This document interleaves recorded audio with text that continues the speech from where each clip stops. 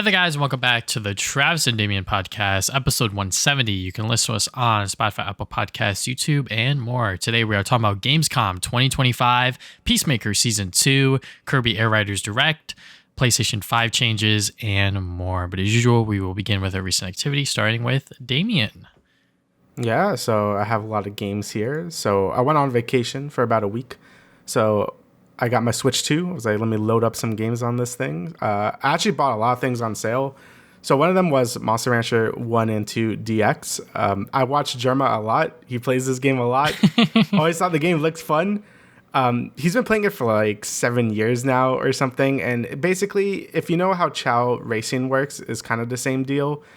You have your Chow or monster, you feed them different foods, you train them for different stats, and then that monster does sort of like turn-based battles, but not really. You could control your monster with L and R in like this 2D plane and make them do different moves and stuff. It's not like as in-depth as something like Pokemon, but it's a ton of fun. And I ended up just playing it my whole vacation whenever I had downtime on my Switch 2. It was a ton of fun. I had other things loaded on there. Like I bought UFO 50 again. I bought Monster Hunter Stories 1 and 2 because it was also on sale on Switch 2. I'm like, all right, I have like a nice variety of games if I want to like play. Like, because usually I have like maybe like 2-ish hours before I go to bed so I could like do something. And I just played Monster Rancher the whole time. It's like really addicting. I had like 20 hours in it before I finished the first game. And yeah, it's just a ton of fun. If you ever have good memories where something like Chow Garden with Chow Racing or I forgot what it was called, like Chow Battles, Chow Karate. I forgot what it was called in Sonic Adventure 2. Yeah. But I have a lot of good memories with that. And it's basically the same gameplay loop. I know people were playing that horse gotcha game game. Yes, the streamer game. Yeah, the streamer game. And that I saw gameplay of that game. It's basically like the same exact thing. So if you like that game, you probably will like this game and vice versa. Since it's like the same gameplay loop of, try to raise up your monster, get your good stats, make sure they're happy, they have a long lifespan, and then you could pass on sort of their stats to the next generation of monsters. It's a very addicting gameplay loop, and I heard the second game is even better, so I'll probably get to that at some point, but this game had like a vice grip on me for at least like that whole vacation. I was like, oh, this is so fun. Also, it was just nice to play the Switch 2 portably. When we talked about the Switch 2 earlier, like 2 months ago, I didn't really have a lot of impressions of portable mode because I didn't really use it that much. I mean, I bet we're in the same position where we just don't use portable all that much anymore. When I was a kid, I used to bring my thing everywhere, my DS, my 3DS, my Game Boy, right? But nowadays, I mostly just keep it there because one, is expensive, and two, it's big and I don't really have a lot of space to put it. Yeah. But now I was able to really get a good amount of time with the Switch portably. And it's great. The screen is nice and big. It actually does feel comfortable on your hands, even though it's a lot bigger. I was able to play this laying down a lot. I think it's because the Joy-Cons don't feel as like rough on your hands anymore. It has like a really nice smooth plastic. The screen is big, but I feel like it's not burning my eyes or anything. It's just nice and pretty to look at. Even though this is a PS1 game, it still looks really nice on the eyes, and the screen is a big part of that.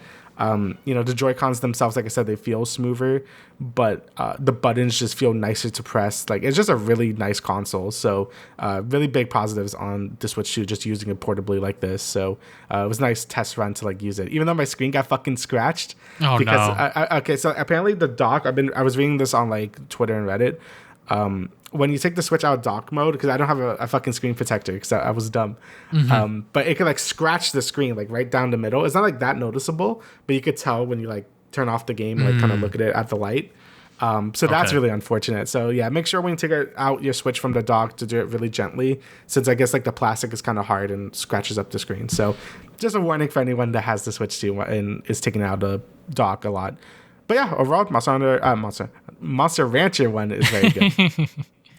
So next, I have a bunch of random shit. I came back home and Gamescom happened. So a lot of these games are kind of influenced from me watching that. So I bought a Warhammer 40k Dawn of War 1 remaster. So this was actually announced I think about a week ago. If you don't know what Dawn of War is, this is an RTS sort of spin-off of the Warhammer universe. So think StarCraft, Warcraft, things of that nature. And it's great. I actually did play Dawn of War 1 like a long time ago on Steam. I had the old version, and I think I played it like 2012 or something. And I enjoyed it a lot. Out of all the RTS games, this is probably the most similar to StarCraft in terms of gameplay. Things like Age of Empires is a lot slower. Command and Conquer also just has a different feel to it. Dawn of War 1 I've always enjoyed a ton. There are like differences. For one, a lot of your units aren't like single units except like vehicles. So when you make like a Space Marine, you don't just get one, you get like a whole squad of them. But then the game has really cool mechanics with that system.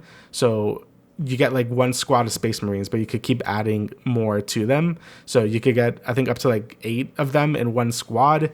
You could equip different weapons to them. So you could give them like anti-infantry weapons. You could give them weapons that destroy the enemy's morale. You could give them guns that are good against heavy infantry. You could give them rocket launchers. You could give them more abilities to use as a squad. You could just keep upgrading the squad like over and over until they become like this super squad, and then you could just have a bunch of them. Also makes the general gameplay a bit easier to manage, since in StarCraft you have like 200 units at once, like individually going at people. In this game, you have maybe like 4 or 5 squads of Marines. Even though it still looks like a giant army, it just feels easier to manage, which is nice. I know in the later Dawn of War games, it kind of take away base building, but in this game, it's still there. It still works where you get your primary resource and then you have your secondary resource. You just build up your base, you attack the enemy, and it's great. Going through the campaign again is a ton of fun. I understand a bit more of the 40K lore now since I've been playing a lot more, of the games lately. I've been exposed to a bit more media 40K because I remember back when I played this in 2012, I had no idea what the fuck they were talking about at all. But now I understand a bit more of the story, and it's fun. I've never played the expansions before, and this Ultimate Edition, I forget what it's called, Definitive Edition, has all the DLCs as well. So I'm excited to sort of get into that as well.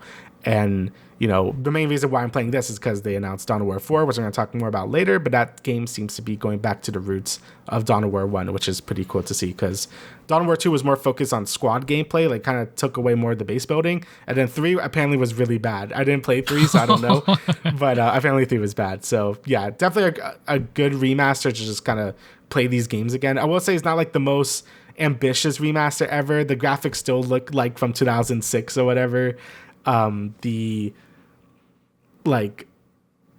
There's just a lot of technical issues, like my screen scrolling. So in RTS games, you can move your mouse from like each side of the screen and it scrolls. If you have another monitor to the right of you, like I do, it kind of just goes off the screen and then you can't scroll to the right, which is really annoying. Oh, no. So apparently they're fixing that.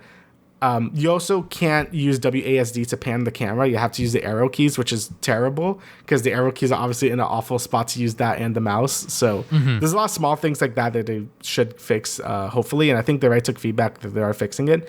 But it's still a decent enough remaster. If you own the anniversary edition like I did, I think it's like 30% off from the $30 it is. So I got it for like $17, which was nice. But, I think it's a good purchase to buy even if you don't have that discount. So yeah, pretty good remaster. Next game I've been playing is Demon Turf. So again, this is influenced by Gamescom because this developer is making Busby 4D, which we will talk about when we get to the Gamescom segment. But I've heard so many good things about Demon Turf over the years, from various YouTubers. Like Ant-Dude is a big one. I remember seeing a video from his that he talks about this game a bit. And I had it on my Steam library for like years already. So I'm like, all right, let me just play this game. And it's a ton of fun. It's just a good sort of harkens back to the Super Mario Sunshine era, sort of that era of platformers. You have like a hub you could go to. Each area has a bunch of levels you could do. It actually reminds me a lot of Sly Cooper 1, where you have like the main hub area, and then you have the main collectible you collect, and then you have some like 3 like cakes you could collect for some other stuff. There's also a speed run thing you could do after you beat the level, which also reminds me a lot of Sly Cooper because you have that same deal. Yeah. Then you fight a boss fight. You get a new power up for your movement abilities. So I think the first one is like you turn into like a tire or something so you could go faster. And then I think there's 4 levels and then like the final level. And it just feels really good to control. I wasn't sure how good it would feel since the game has a really unique art style where everything is like a 2D sprite, but the world. So I'm like, I don't know how that would feel as a 3D platformer, right? Because, when you're playing something like Paper Mario, which does the same thing, it doesn't really matter because it's an RPG. So like, who cares? Yeah. But this one, 3D platformers are obviously all about movement and stuff. And when you're a 2D sprite and you're moving in a 3D world, like, how does that feel, right? That's why always like kind of made me hesitant to like really jump into it. But after playing like 3 hours of it, It feels great. Like, it really doesn't feel that different at all. And if anything, I actually really like the 2D art. It looks really nice. And just controlling the main character and doing all these triple jumps, side flips, double jumps, like spins, like everything just feels supernatural, which was really surprising. I would say the only real, like the two downsides of this game are the combat. It's like, okay, you don't really like attack enemies. You kind of just push them away. So anytime there's like a combat encounter, you're supposed to like kind of push them into spikes or push them off the ledge, which is fine at first, but enemies get a bit more complex later. And it just seems like the game just wasn't meant for combat. It just kind of just slows the whole game down because, you know, you want to be platforming and stuff. And yeah. I think the combat really slows the pace down. The second weird thing is the checkpoint system. So this game doesn't like give you checkpoints in the traditional sense. You have to plant a flag down. So basically you can make your own checkpoints anywhere in the level, but you can only make 4 in a level. And once you plant a flag down, you can't take it back out. So once you commit to having a checkpoint there, you can't like reverse that and you're down like a flag. So you only can have like 4 checkpoints in a level. This is cool because like, oh, if you get through a hard segment, you can just put your own checkpoint down. You could sort of like pace yourself on your own. But the problem is you don't know what's coming up in a level. So if you do a really hard segment or like you don't know a hard segment's coming up and you do it and die, you could just go all the way back in the beginning because how could you know that's going to be a hard part of the level, right? Mm-hmm. You know, mostly when you do these 3D platformers or any platformer, you know, the game designers give you a checkpoint before a hard part so you don't have to like go all the way back in the beginning of the level. So it's a cool idea, but I don't think it's like super great in retrospect. Apparently the developer fixes this because he's done like 2 more DLCs for this game that also comes in the main package where you can just put unlimited checkpoints wherever you want. But I still think I would prefer just a normal checkpoint system because it's just kind of weird. But overall, I think the game is great. The movement feels good, and I'm really excited for his next game being obviously Busby 4D, which we'll talk about more when we get to it. And he's also doing a sequel to this game called Demon Tides, which is supposed to come out this year, which is basically just this game but fully 3D, and the movement looks insane. So definitely something I'm going to be keeping an eye out for. So yeah, Demon's a really good 3D platformer. I recommend it. Look, man, you said Sly Cooper. Just the level structure of the first game, it reminds me a lot of Sly Cooper 1. Just how you go to a hub, you have like this little hub world, and then you have like the gates on the side. It just reminds me a lot of Sly Cooper 1. So really cool stuff. So highly recommend it. A ton of content too. Like the game has like so much content. Like there's like mini challenges everywhere. There's combat challenges. There's even more platforming stuff that reminds me of the floodless levels in Mario. So yeah, like ton of good platforming action if you want to do that. Okay. All right. So next up is 2 demos that came out recently, one being Daemon X Machina 2. I forget the subtitle for it, but there you go. I played the first Daemon X Machina in like 2018 or 17. I forget when it came out because it was like there weren't too many things for the Switch 1 at that point, so I just decided to buy it. And it was all right. Like the first game was okay. You know, it was a good sort of mech game where you could customize your mech. You give them a bunch of weapons. It was very mission based. So you would select your mission, you do some fun stuff. I remember the story being kind of shit, but like the game itself was pretty fun. It felt kind of clunky, but it was all right. So I was interested to see what Daemon X Machina 2 would bring to the table, since I think there was a lot they could have improved on from the first game. And it seems like the game is kind of slowing itself down a bit. It seems a bit more JRPG in its presentation. The opening level is like, oh, you're with your friend, you got to escape this planet or whatever. Then you crash down to another planet. And then it's more presented as like an open world type game now. So you could sort of explore this planet. You could like get resources. You could do different side missions. You still have like this base of operation where you could customize your mech and do like missions to get more materials or whatever. But it does seem like the game overall is more open and just feels a lot more like a JRPG. I don't really know how to describe it. It just feels less like a mech sim and more like a JRPG at this point. The combat feels a bit faster.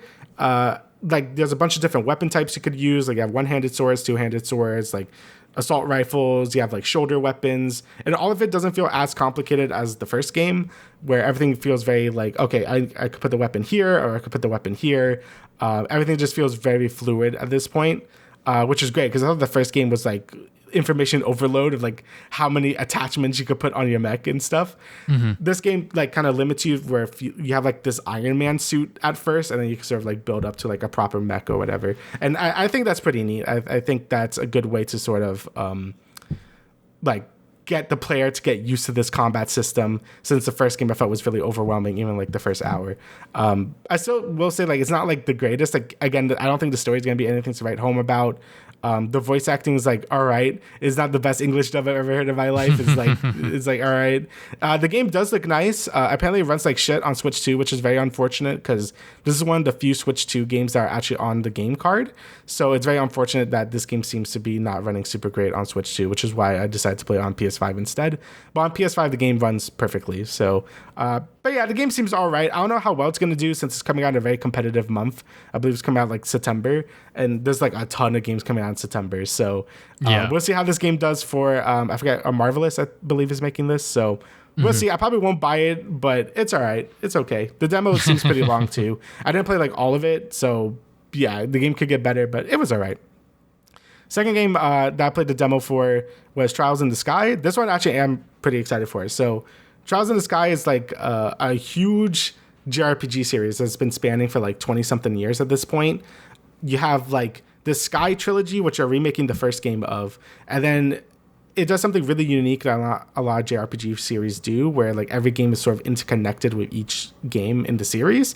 So this game kind of talks about one continent of the world, then another series talks about the other continent, and then like they all come together to do like some end game moment that apparently they had like earlier last year or something. So that's really neat. And I've always heard, like, if you like Xenoblade or other games of that nature, I think Final Fantasy, like, play this game series. I'm like, all right. And then I heard they were remaking the first game. I'm like, all right, I think this is a good chance to sort of jump into this series. And yeah, the game is super fun. This is a really long fucking demo. I only played like 3 hours of it. And I do want to complete the rest of since it gives you the whole prologue to play through. And it gives you a nice bit of everything, you know. It gives you a bit of the intro story. It gives you the tutorial, how the combat works. And so far, I'm really enjoying it a lot. I think the presentation looks really good. It's really bright and colorful. The voice acting is pretty good so far. Again, I just always leave it on English dub for games to like whatever, bro. So I just leave it with a dub, and it's pretty all right. It's pretty good so far.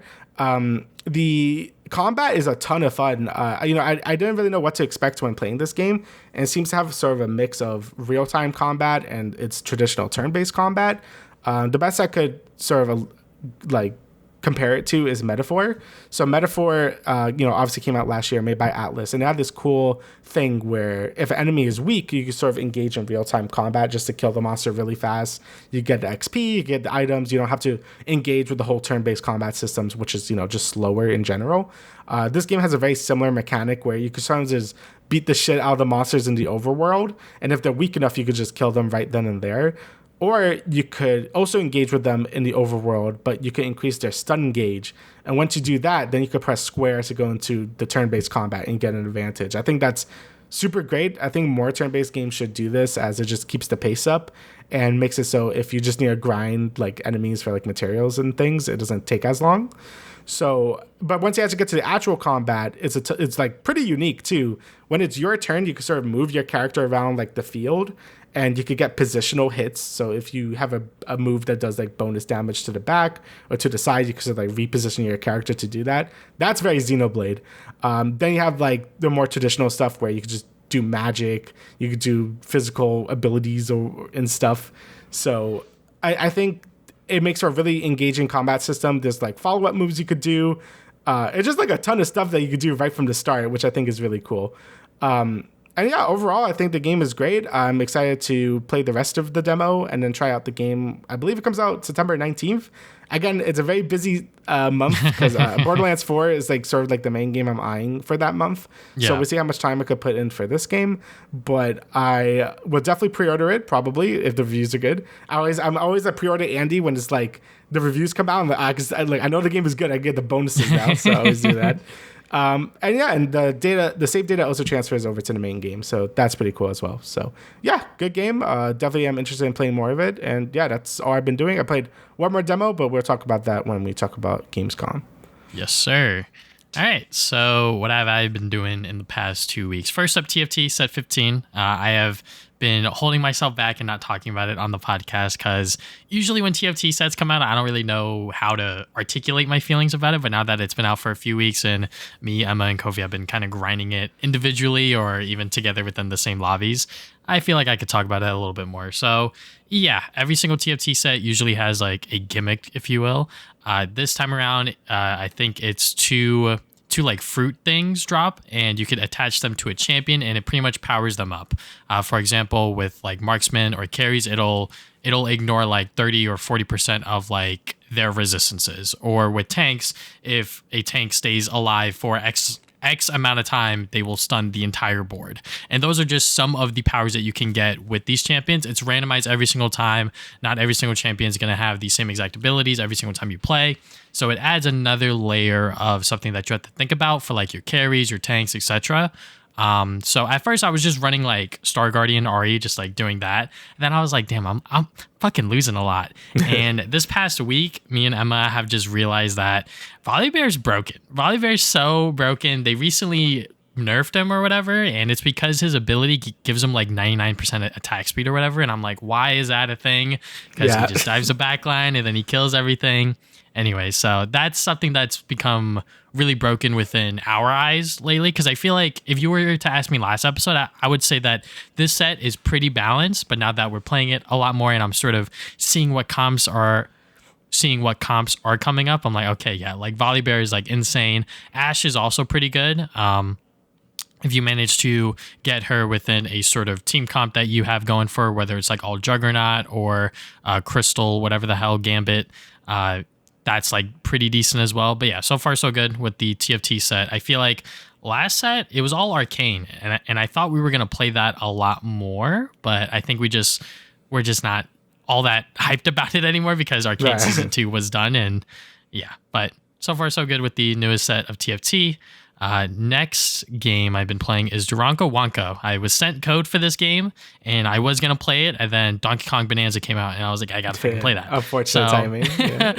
But I probably should have played this first because it's only an hour long. It is a very small indie game. I think it's made by the same people that did Survival Quiz City because because when I loaded the game, the sort of like pink dinosaur Gnar creature came up and I was like, oh, okay, it's probably by the same developers then. But this game, it's an hour long, it's one level, your owners are away, and you're playing as this dog, and you are tasked to just cause as much destruction as possible. Rack up the bill, thousands of dollars of damages so you could unlock the room for the housewarming party. And you have to find, I think it's like 6 stamps throughout the house. So there's multiple different areas. There's like the kitchen, the wine cellar, the bedroom, the workroom, whatever. You know, like there's like several rooms that you have to go through within like this 30 to 40 minute sort of adventure, and it's pretty fun. Honestly, it's only $5. You could play it for free on Steam, but you don't get the other dog breeds, which comes with the Switch version, which is what I played. So yeah, it's a decent little game if you have like small kids, or you know of anyone within your family that would like a game like this, or even yourself that likes cute cozy games where you get to play as a dog and cause thousands of dollars of destruction. This one is not that bad. Next indie game I played is This Sea Taken? We saw this during the Indie World Showcase, and I always say this whenever we watch those kinds of presentations. I'm like, I actually want to play that game. I want to check this out, yada, yada, yada, and I actually never do. So this one, when I was picking out like what game should I play next, even though I want to play The Last of Us 2 again, I feel like for like YouTube and all of that stuff, it's probably not like good timing right now because Last of Us hype is dying down with the whole HBO show not on the air, etc., etc. So I was like, you know what, let me go and play this indie game, and it is also available on Steam, but obviously I just wanted to play it on my Switch too, just to get more mileage out of it. And pretty much you are organizing a bunch of different people and putting them in different seats, whether it's on a bus, at a movie theater, at a wedding, a party, whatever. You are doing that, and it's a lot of fun. Every single person has several conditions, or maybe even just one condition that they need to be met for you to get all of these stars. You don't have to get all of these stars. I think you could actually just move past it if you really want to, but where's the fun in that? I'm playing a puzzle game to really, test my brain and really figure out like how can I get all of these people within their desired seating. And yeah, so far so good. I'm like 4 hours in. I think the game's only like 5 or 6 hours. You could obviously be a lot faster if you could obviously be a lot faster if you are smarter. But, for me personally, sometimes, especially within like the second world onward, I'm just like getting stuck on like this one fucker that's like, it's like they don't want to sit next to people that have like strong smells. So that includes people that either have cologne or they forgot to shower, aka they are smelly. So it's like you have to sit them away from those people. And sometimes the way you see the other people, it's like, okay, like how am I supposed to do this? And sometimes it's as simple as like moving one person to one side or whatever. And yeah, it's a lot of fun. It's only $10, so that's definitely like a huge selling point for me personally. Because I'm like, oh yeah, it's like $10. You get like 5 to 6 hours worth of gameplay. That's not bad. So definitely gonna hopefully finish it by next episode. But yeah, very, very good indie game, especially one if you like puzzle games and just want a nice, chill, relaxed experience, just trying to figure out how to see people around. Yeah. Movies. Damian's probably excited for me to talk about this one. Shin I Godzilla. Yeah, so they did a re-release in 4K in theaters, and I've never seen this. Yeah. So I was like, well, let me go and watch this in theaters, see what all the fuss is about. And the film is about the Japanese government. They find out that fucking Godzilla is here, and they're trying to figure out how to deal with it. And obviously there's a lot of red tape, a lot of guidelines, politics going on here. And, they can't come to a consensus in terms of how to deal with Godzilla. Because at first you're like, fucking Godzilla. Godzilla's not real. And then he shows up and it's like, ah, shit. Like, what are we going to do? The movie is pretty funny at the start because they are just like, oh my God, like, this is not happening. And then it happens. And I'm like, okay, yeah. Like, me personally, I thought that the movie was going to do something a little more crazy. Maybe that's just my personal expectations of it. But because I know the government is like always dog shit, no matter where the fuck you go, they're always going to like mess things up. Maybe I just wasn't as impressed with the film, but still, I think the dialogue, the conversations, the story beats were all great. And I think they're making a sequel to this, so I wonder how that's going to go. But yeah, overall, very, very good film. I was very happy to see it in theaters and not, watch it on like a streaming service or whatever.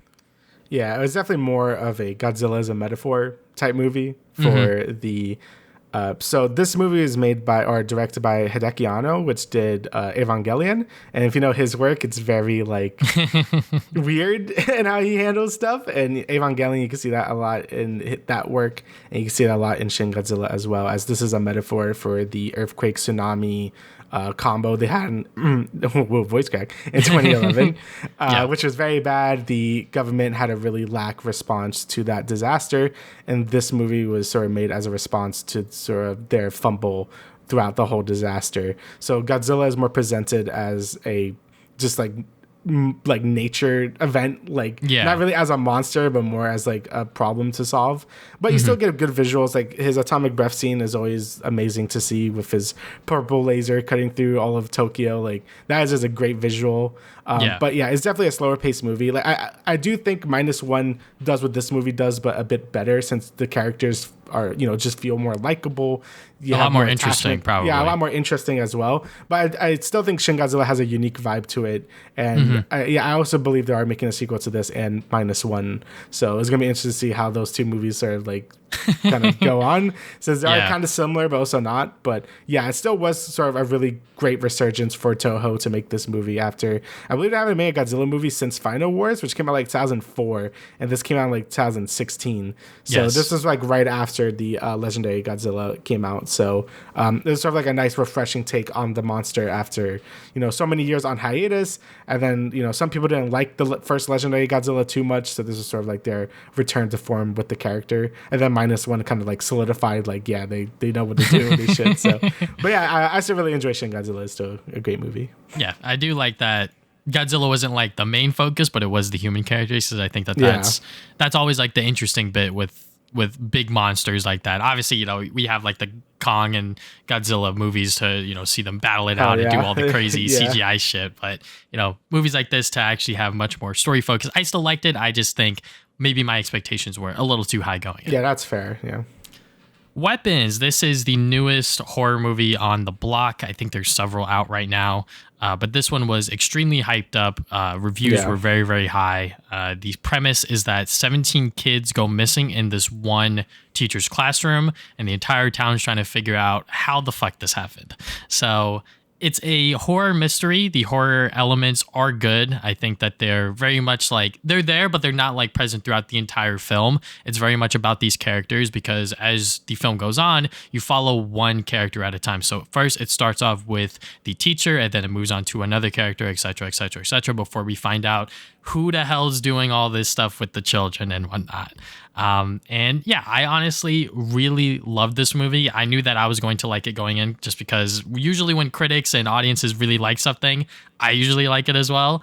But I was kind of surprised because the intro, they kind of explain everything to you at the start. They're like explaining like, this is what happened. These kids went missing. No one knows why, yada, yada, yada. And then it goes into the movie. So that first impression kind of left me like, ooh, like, I don't know how they're structuring this out. But as the film goes on, as we're following each individual character, it was getting a lot more interesting. And I honestly really, really enjoyed it. I think a lot of just like normal people, if you will probably dig this movie a lot.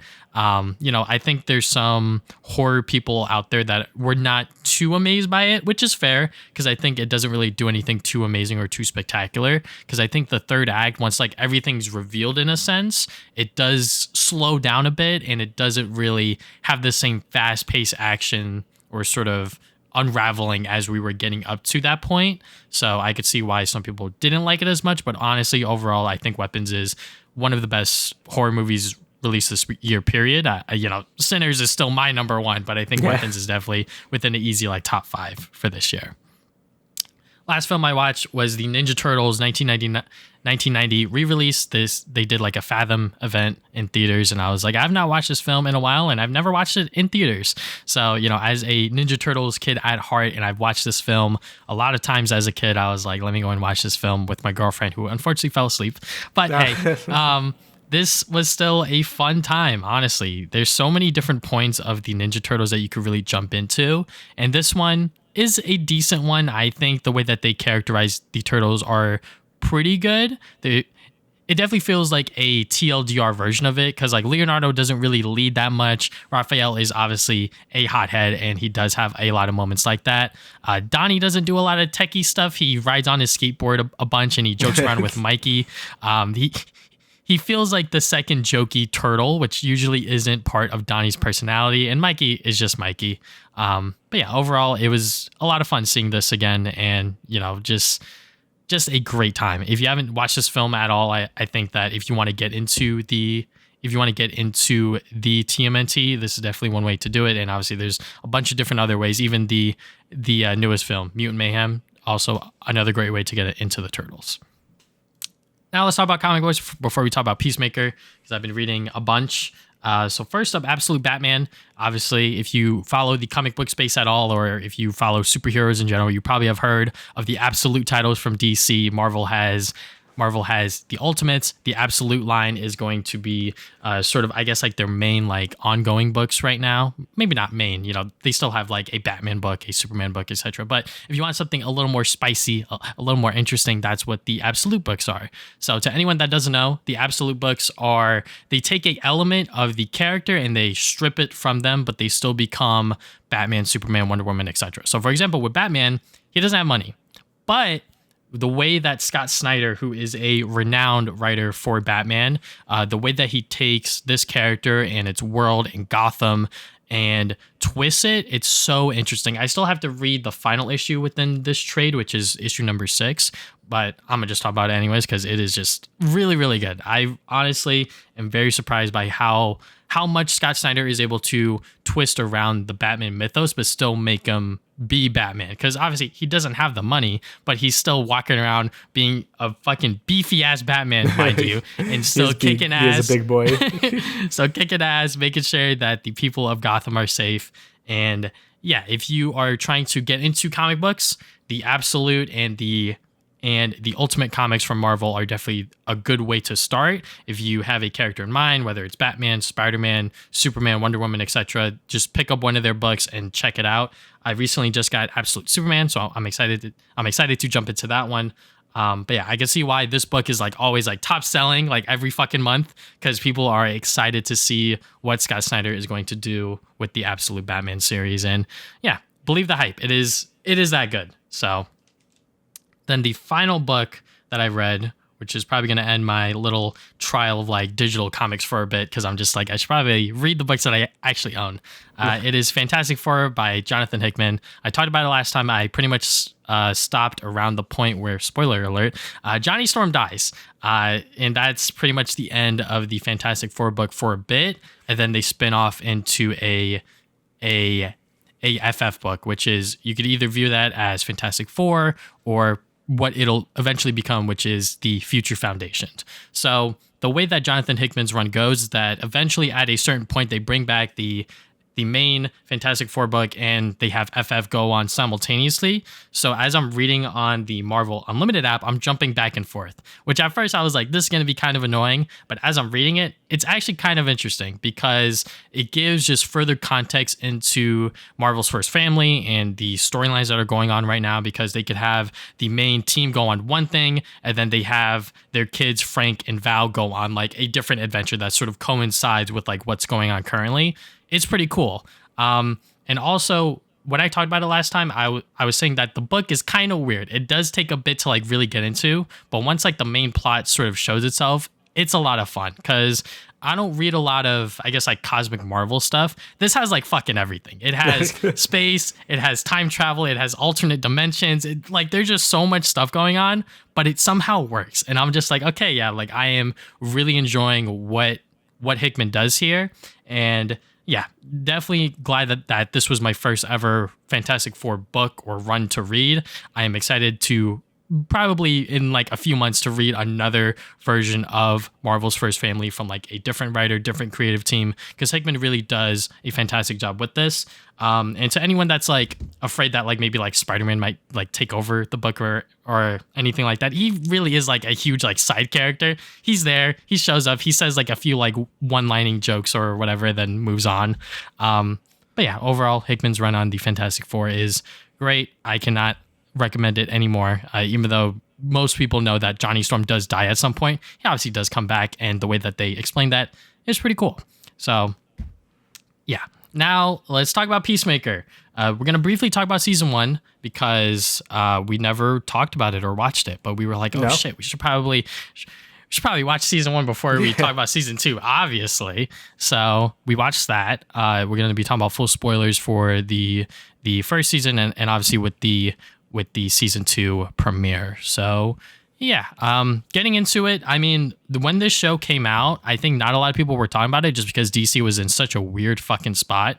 And James Gunn, I think he just came off of obviously Suicide Squad, and then he worked on this show. And when it came out, like I said, not a lot of people talked about it, but I think the people that did watch it, they were like, oh yeah, it's like very, very good. So yeah, it came out when like the DCEU was still a thing, and the season 2 premiere kind of retcons that very elegantly, I will say.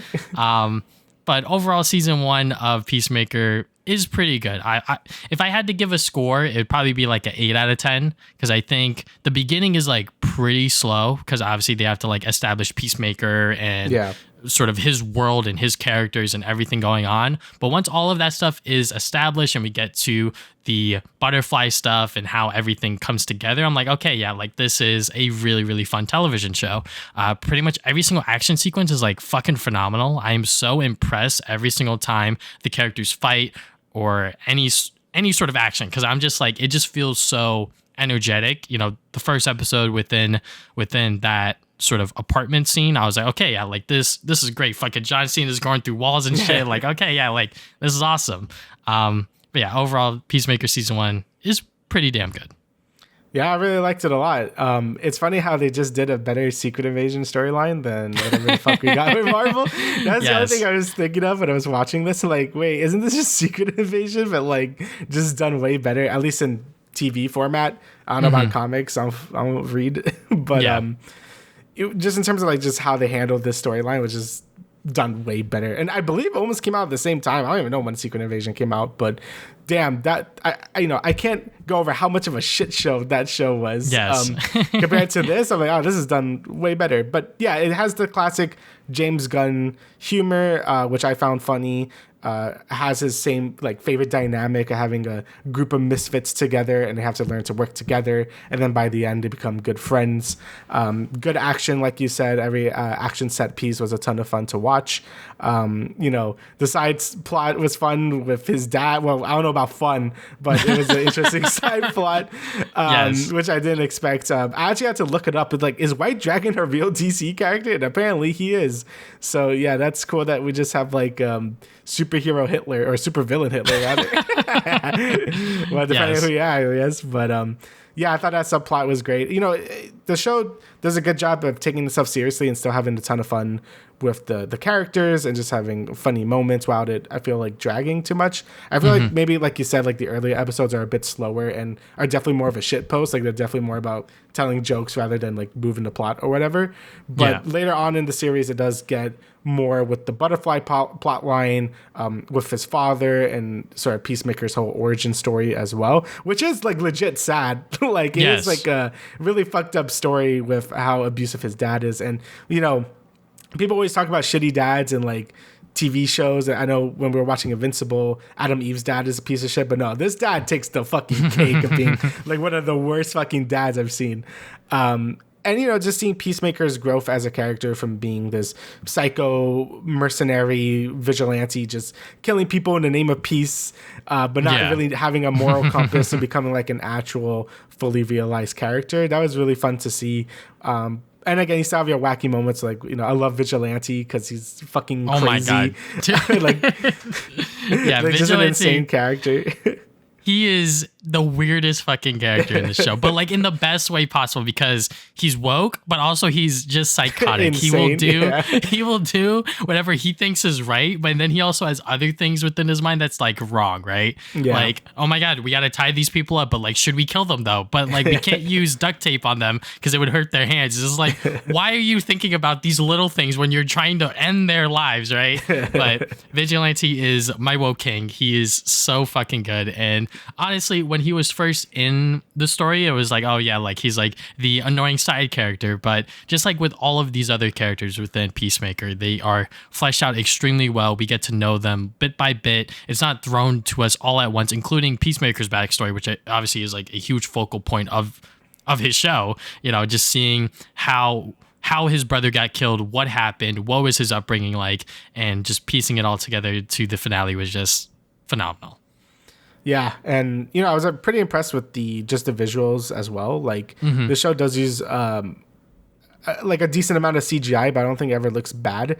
Like I'm gonna keep comparing it to Secret Invasion because it reminds me so much of that show. But this finale compared to that one is like night and day with like how well it looked. Just great action set pieces throughout. The butterfly plotline was also pretty fascinating to see. I don't know if that's ever gonna come back in the new season, because I know the main butterfly was still alive by the end of that, but I don't know what the fuck they're gonna do with that. But either way, I thought it was a fun plot line, a lot of nice twists and turns with it, while still being funny and having a lot of like actual genuine like character growth throughout the series with Hardcore and Economist, I think his name is. Yeah, they have weird fucking names. Diebeard or whatever. Diebeard. And also, I forget her name, Amanda Waller's daughter, because she has also a weird last name. Yeah, so great character as well. Just her, like, her mother being, obviously Amanda Waller being an awful person, try like influence her daughter, but her daughter is obviously a good person at heart. And just kind of spill the beans on Task Force X by the end. Like, I thought that was a good plot line as well.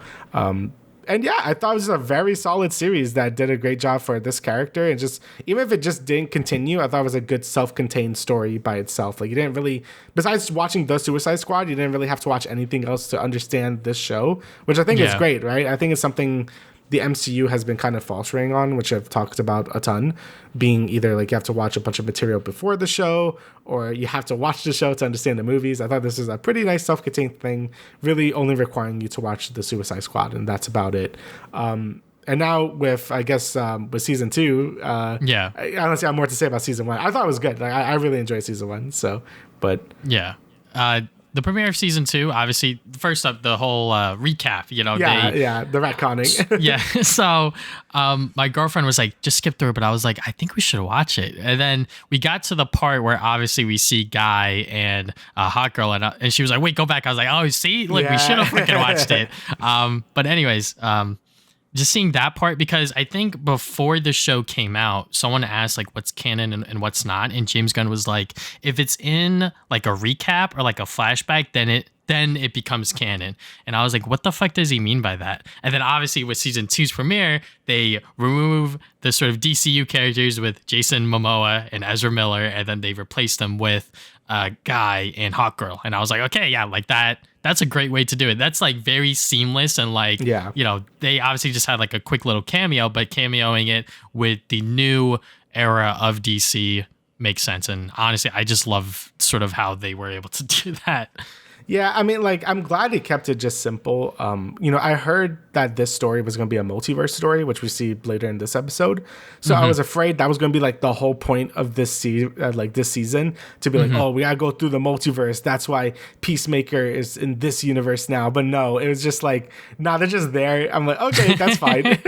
I'm glad they're going to keep the multiverse stuff as like, you know, they're going to do stuff with Peacemaker and how that affects him, and not be like this meta like storyline of how he got here. Right, like it's not a Deadpool and Wolverine kind of situation. Yeah, it's not a Deadpool, which like I'm fine with if they want to do it, but like we've seen it a ton with Marvel or Ravi, so it's nice to see them take a different approach to it. Just like this is a straight up retcon. They're just like, nah, they're just there, which I'm fine with, honestly. Like, and that's totally fine if they want to just keep it simple. Like, yeah, the Justice Gang was just there. Like, Justice League doesn't exist yet in the James Gunn universe yet, I believe. So yeah, that's fine. And you know, seeing more Green Lantern and Hawk Girl, that's always fun to see as well. So yeah, and just the premiere as a whole, you know, just setting up the plot, just getting us to the sort of multiverse shenanigans and whatnot, right? You're just seeing a different version of Peacemaker and seeing what would have happened if his dad wasn't such a piece of shit, and how that would have played out, where his brother's alive, his dad is still alive, obviously, because he killed him at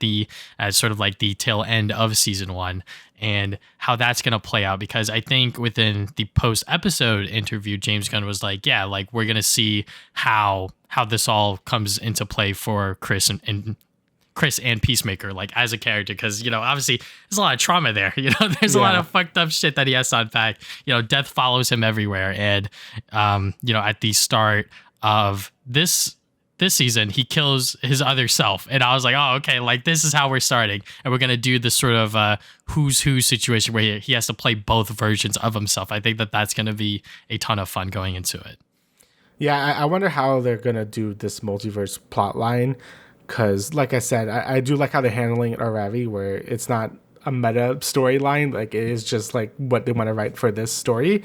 And having this separate universe where his dad wasn't such a piece of garbage and his brother is alive. Like, I wonder how that's going to affect Peacemaker throughout this season. But also because, like, that Peacemaker is now dead and he's the only one there. So, like, he's going to have to figure that out.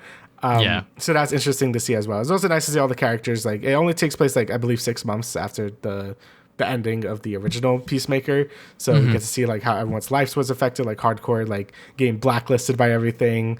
Abadiah is just like I guess her wife left her and she's just stuck in nowhere, so like, you get to see like everyone how their lives get affected. So really cool to see that they kept that group dynamic as well, because when I was watching Peacemaker season 1, I wasn't sure if they were all gonna just die off or whatever. But I'm glad they decided to keep them around, since I think there's more plot you could do with all of them, because I think they're all fun characters to go through. And again, wouldn't be a James Gunn thing if he didn't have like a group of crazy characters together. So yeah, still a ton of fun. Really excited to see where they're going. Didn't expect the fucking orgy scene. Holy shit. I was like, James Gunn's the head of DCU, bro. Was this really necessary? I mean, he's written every single episode of the first season and this upcoming season. So he's like, how do we do this? And I'm like, was this really necessary? I guess it was in like his eyes, because obviously Chris Smith is just like disassociating there, and he's just wandering off, and like he doesn't know what the fuck's going on.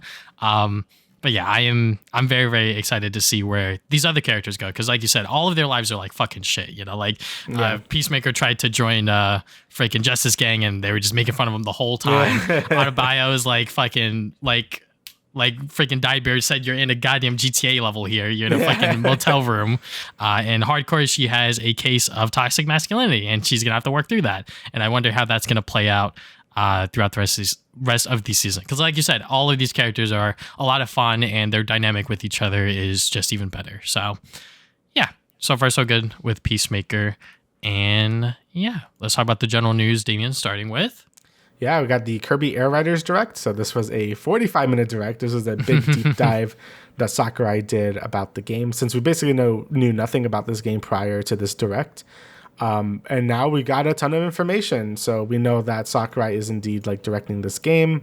Bandai Namco is helping do most of the grunt work with this game. I believe it was made in, I think it was like 3 years was the time frame for this game being developed, which is interesting to see.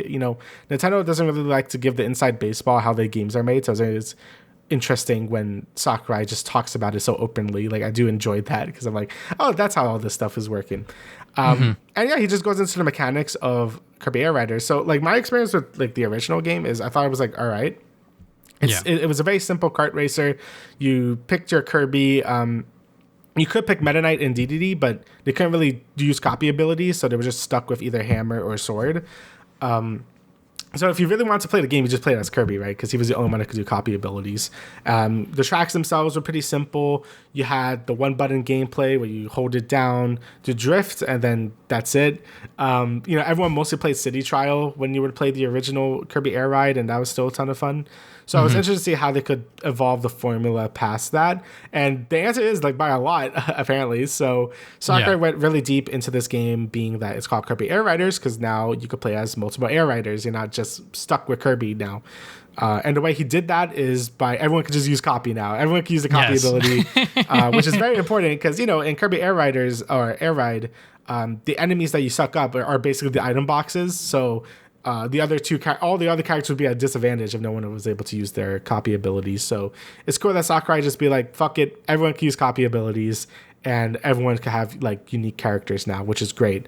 This is something I really am fascinated with this game, because when it comes to other kart racers, your character doesn't matter that much besides the weight class. So in Mario Kart, if you pick a heavy character, you go faster. If you pick a light character, I think you have higher acceleration.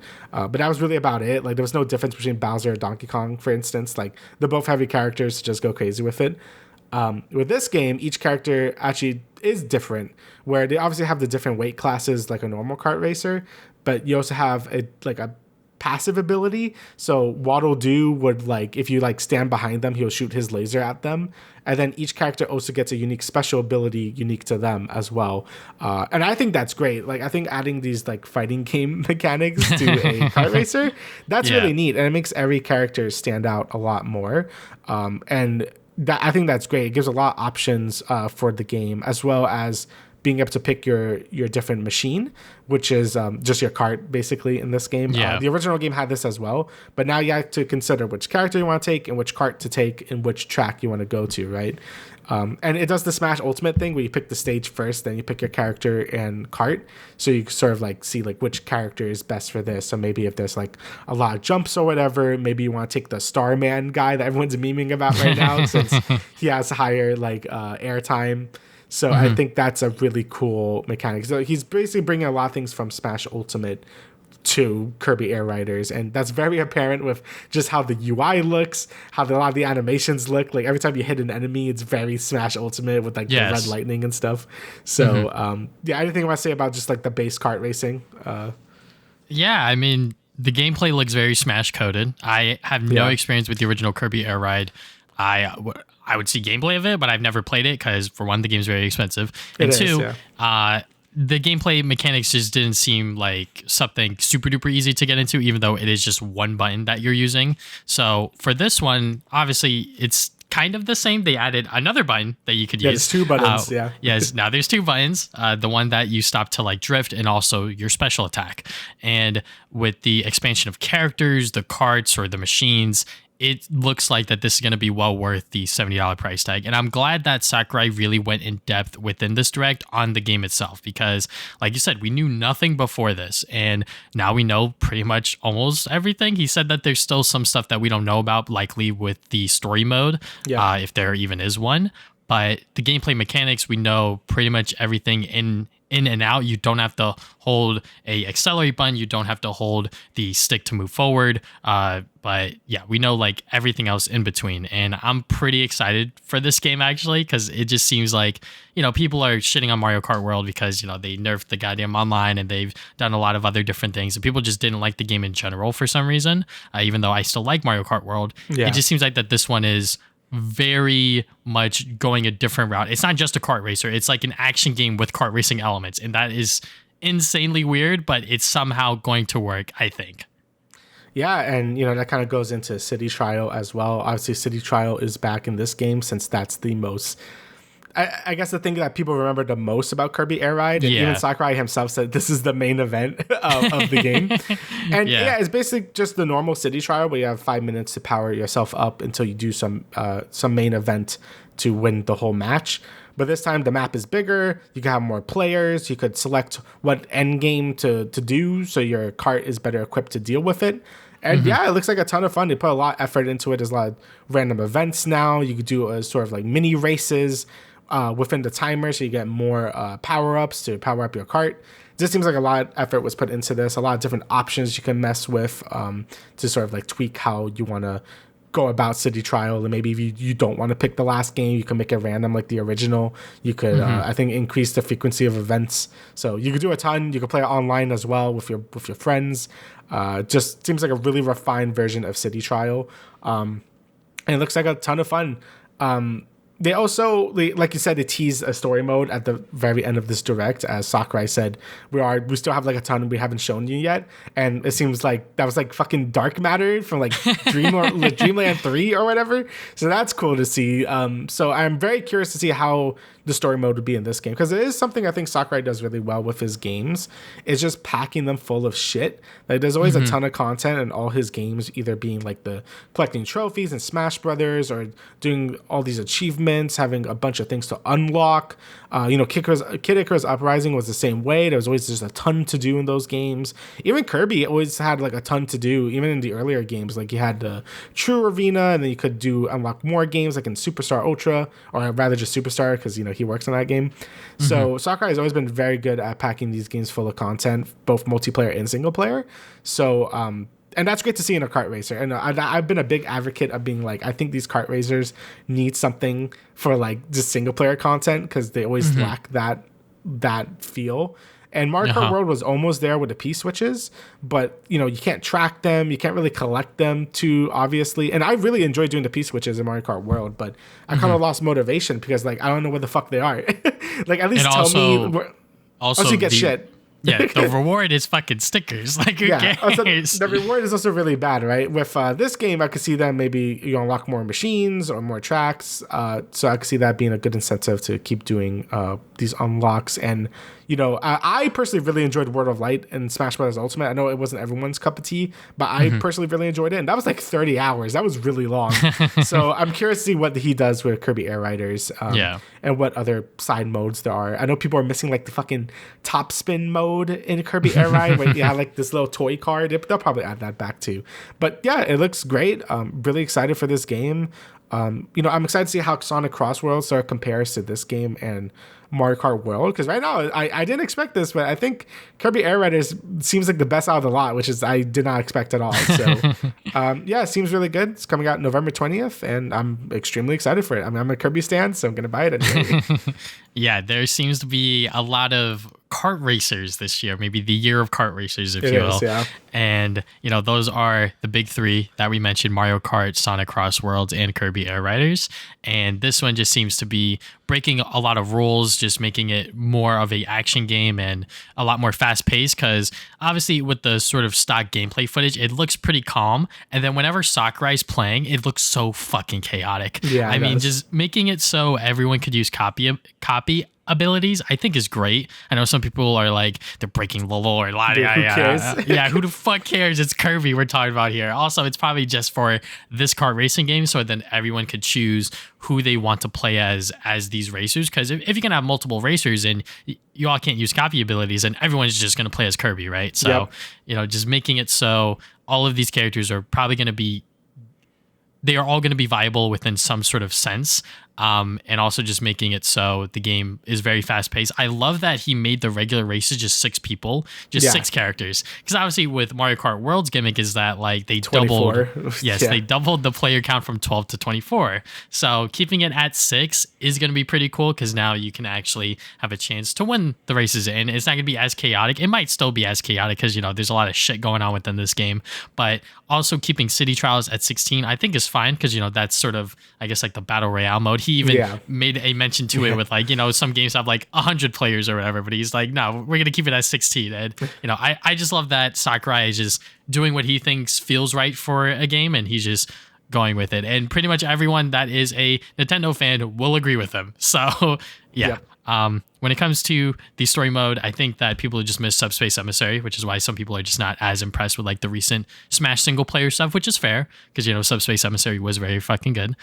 So I'm just curious what they're going to do for this game, whether it's single player, multiplayer, everything in between, because right now, just from this one direct, it looks very promising, and when it comes out on November 20th, I will be there. I think it will retail at $70, which is fine. That's a new, I mean, it's a new standard at this point. I think people are like really copium thinking any Nintendo game will be 60 anymore. Maybe like the lesser titles, but I think most of the big budget ones are going to be 70. Hopefully not 80. I don't want to see 80 anymore, but and that might be reserved for Mario and Zelda games. But I was expecting 70 for this game. But at least it does seem like it will have a big amount of content to justify that cost. I totally get it. $70 is a ton for a kart racer, so like if you're not buying that just because of that, I totally understand. But it does seem like Sakurai is making it worth the price, at least to me anyway. Yeah, and when it comes to, I guess, the other Nintendo games that are probably going to come out between now and the end of this year, I mean, there's a bunch of Switch One games like Tamagotchi Life that have yet to be talked about. That's going to be released on Switch One. Yep. And those are probably going to be $60 games. So, speaking of price, let's talk about PlayStation 5. So this is definitely going to happen eventually because obviously Xbox already made the move first where they increased the prices because of the tariffs. And then Nintendo did the same thing, but not on Switch 2 products, but with Switch 1, which is very confusing. And now PlayStation was like, well, now we got to increase everything by $50 across the board on all PlayStation consoles. So now the PlayStation 5 base model is going to be $550, which I think is like the slim that's like out nowadays because I think they discontinued the original fat one. Anyways, PlayStation 5 Digital Edition is now flat $500, and the PlayStation 5 Pro is $750. So obviously, when it comes to prices of games in general, I mean, I guess I'll also mention this real quick is the Rogue Xbox Ally, which is the upcoming Xbox handheld. Apparently, prices for that, the base Ally is going to be $550, then the Ally X is fucking $900. So just like talking about game prices and just gaming in general, I was thinking about writing like a whole article on this, but it just seems like getting into video games is like such a expensive hobby. Like no matter where you come from, like at all, it is so weird to have this console generation be like, if you bought it at launch, that's actually the cheapest price you were going to get it at. Like that is just such a weird and foreign concept. Cause I remember, back then with any other past console generation, whether it was the PS3 or the PS4, if you got the console later, you would get a better deal with it, whether it would be a bundle or a slim model, whatever the case was, you would always get a better deal later down the road. And now we're like, 5 years into this console generation, the price just went up on the fucking consoles. That is just such an insane thing to happen. And, gaming has really become like a luxury thing, if you will, because like just getting the consoles and the hardware is like close to like $1,000, which is insane, so crazy to me. And, will the prices ever decrease? I have no idea. But, I don't see how gaming is going to sustain itself if these prices sort of maintain, right? Because trying to convince, parents to like get like $1,000 box for their kid is like going to be real tough. Yeah, it's very unfortunate too, because that's why you see so many kids kind of flock to Roblox or Fortnite, because all you really need is a computer, which there probably is a family computer that most families are going to have, and they're free. At least for Roblox, the system requirements are very low, so a lot of kids could end up playing these, but there's a whole lot of controversy around Roblox right now, and it just doesn't seem like a super safe space for like every child imaginable. And it's unfortunate because there's a ton of great games on these consoles. Like if you buy your kid, like if I ever have a child, I'll give them a Nintendo console and be like, hey, play these Nintendo games because I know it's like safe and they're like quality. Yeah. So, but I know not every parent is gonna buy their kid like a $500 Switch 2 at this point, or a $550 PS5. And now that these consoles never lower in price ever, it's just very unfortunate to see like these companies always go for the more short-term games rather than the long-term. Like they don't want to take the hit, so they make the consumers do it, for them instead. And it just sucks, man, because I feel like you get a lot more goodwill if you start selling them at a loss. But you'd be like, hey, you could bundle it with like, I don't know, God of War Ragnarok or something. Here you go, right? But yeah, we just don't see that nowadays. And I always thought it was weird that PS5 never got a price cut to begin with. But now that 5 years in and we still don't have a ton on that console and they're raising it by $50, I'm just like, man, that's insane. And it sucks too because I do like the PS5 hardware-wise. Like I think it's a very solid console. Like I love using it for different games. But in terms of just PS5 exclusives, it's been really lacking in terms of like anything worthwhile. Like if you have a strong PC, then I'm like, yeah, maybe don't even bother with a PS5. I personally like it, but I know for a ton of people it's just not worth it anymore, right? So yeah, I don't really know what Sony's strategy is with this plan is. Like I know they said they already want the PS6 out by like 2027 or 2028, and I'm just like, man, like I'll probably buy it just because like I'm an enthusiast, but like it's like the most like deflated I felt because I'm just like, man, there was like nothing on the PS5. Like obviously Ratchet and Clank means a lot to me. I'm just being on that sick.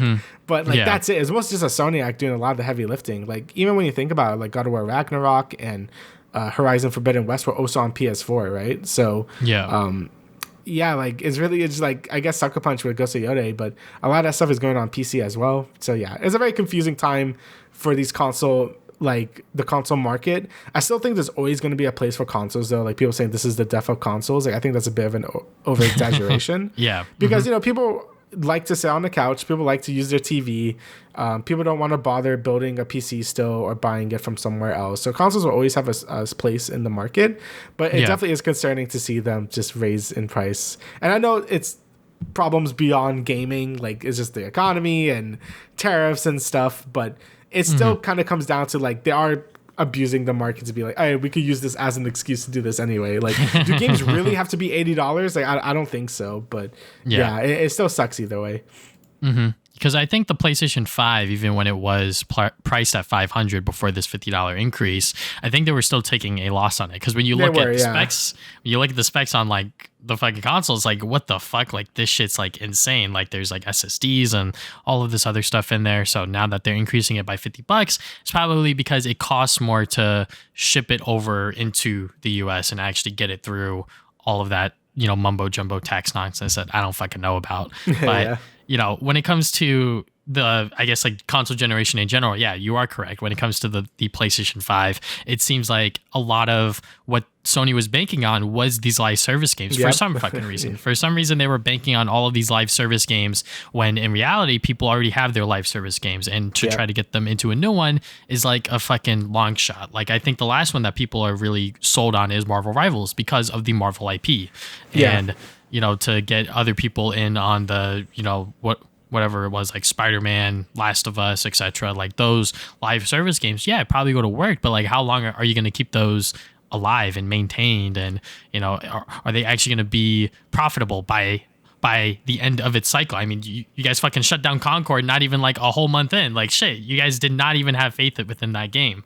So I think that's a big reason why the PlayStation 5 generation feels so lacking. And also because, Sony is probably trying to make up for money elsewhere, so they're releasing their games on PC as well, which is another thing as to why people are probably not as likely to get a console for this generation. So, after Ghost of Yōtei, I have no idea what else is going to be coming out for like PlayStation Studios, like big titles. And whenever that PS6 or whatever the next console is will probably be there, but it's going to be a little weird, right? Because it's like, okay, maybe we should wait a little bit for like games to come out, but then again they might increase the price again because of tariffs, but who the fuck knows what's going to happen at that goddamn point, right? So and when it comes to the Xbox Ally Rogue, I'm just like, man, fucking $1,000 for this fucking handheld that people have like Steam Decks already and all of that other stuff. It's like, okay, you're going to be coming into this market. You're going to try to compete with these other big heads. How is the Xbox Ally Rogue X or whatever the fuck it's called? How is that going to be compared to a Steam Deck, which has been proven time and time again that like people really like because it's tied to their Steam library and they know that like a lot of games are available for them to play there. Obviously, you're going to have the sort of Xbox library there for you to boot up and enjoy, but, are there really that many Xbox heads dying to see what this thing's going to do? I was honestly considering maybe getting this for myself because it's been so long since I've gotten like a Xbox console that I kind of want to see like what this was about, but these prices are kind of crazy. Obviously there's a lot of hardware, there's some insane specs in it, but it's like almost $1,000 for like the best model you guys have. I don't know. I have no idea how long that's going to stick. Yeah. I'm just lucky I have a very like structured way I have my consoles. Like I have my Nintendo consoles for obviously Nintendo games and portability. PS5 I use mostly for higher end games that I want to use a controller, and then my PCs for anything I want to use a mouse and keyboard for. Like Xbox just doesn't fit in there, bro. Like there's no reason why I would use an Xbox console. But yeah, it's been very unfortunate with the all these price increases. So I'll say just at this point, if you don't have a PS5, I should probably just wait for a PS6, I guess, and maybe a PS5 will drop in price. We'll see, or just wait for the economy to get better. Because right now it's been rough for like everyone. So yeah, like I could understand and see why some people are still holding on to their PS4s because it does what they need it to do. But if you want to play certain games, I think Marvel Rivals is definitely not on PS4. No, and a lot of these other games that we're going to be talking about very soon are not coming to last generation because now it's kind of like we kind of need the extra firepower to really make sure that these games are running properly. So yeah. All right, so let's talk about Gamescom. Gamescom 2025. I completely forgot this shit was even happening. But just going on my Twitter feed and seeing all of these exciting and cool announcements like the Lego Batman game, Busby 4D. I was like, okay, shit, it's nice to like video games, even though we were just talking about the prices of them. But I do think it was a good Gamescom. Usually I don't expect much from it, but there was a ton of really cool smaller games, indie games. There was a lot of good trailers for existing games we already knew about that actually did look pretty good. Obviously Jeff Keighley's show has always been like 2 hours. It's like a long time, and I felt like by the last 30 minutes I'm like, okay, we can wrap it up now. But overall I thought it was a pretty good Gamescom. I wishlisted so many games and I played so many demos as well, so that should show you that I'm like I was pretty hyped on like just the things they were showing. But yeah, this was pretty good. It's pretty solid. So like, I don't think it was anything groundbreaking, but I think it was just solid. It was like a lot of great, just fun looking games that were shown. So yeah, I thought it was pretty decent. A lot of exciting stuff such as Denshattack. I don't even know. Yeah, that's like cool. I don't know how you say that either, but it does look cool.